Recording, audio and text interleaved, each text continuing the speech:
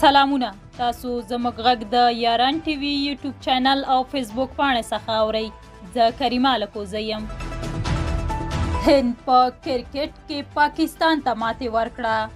آیا پاکستان دویم پړاو ته تللی شي؟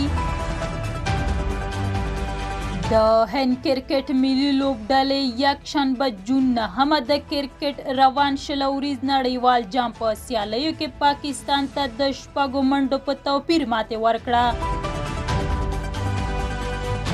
سره له دې چې د هند لوبډلې په 20 اورو کې یوازې 119 منډې کړې وې او د ګټلو لپاره یې پاکستان ته 120 منډې هدف ټاکلی و.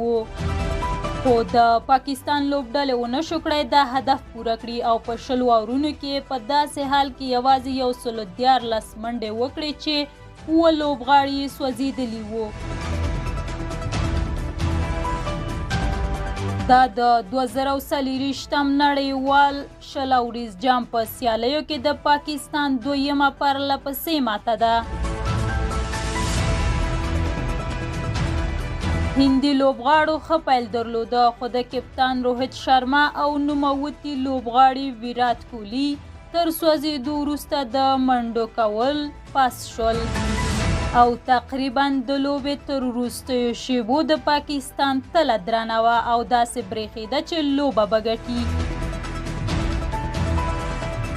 د هند توپ وهنې پای ته رسېدو وروسته هم تر 90 سلنه پورته وړاندوینه دا وه چې د پاکستان لوبډله به دا لوبه ګټي، خو د هند په نړیواله کچه یو نومیالي توپ اچوونکي جسپریت بومرا د لوبې مسیر بدل کړ.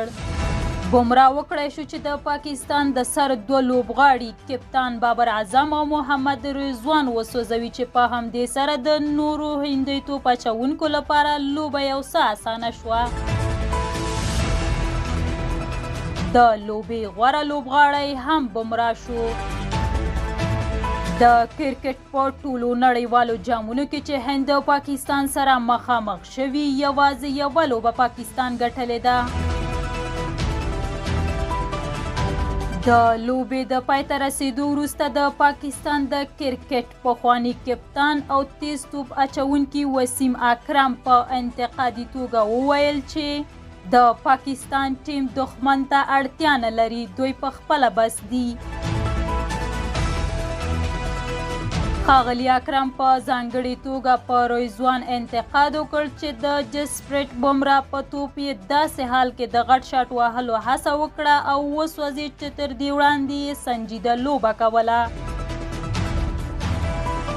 د دې لوبې په بایللو سره د روان نړیوال شلوریز جام سیالیو دویم پړاو یا سوپر 8 ته د پاکستان د لوبډلې مخکې تګ لا ستونزمن شو.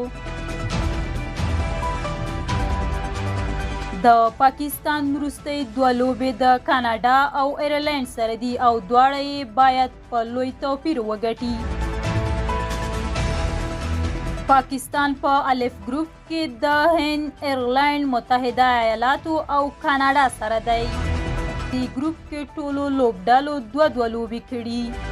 هند په لومړي او امریکا په دویم مقام کې دي. هره لوبډله 4 لوبې کوي او یوازې د سر 2 لوبډلې د 8 غوره لوبډلو یا سوپر 8 ته لاره پیدا کوي. پاکستان خپله لومړنۍ لوبه په متحده ایالاتو بایللې وه چې د دې لوبډلې مینهوالو دا بایلل تاریخي شاتګ او توره ورځ بللې ده.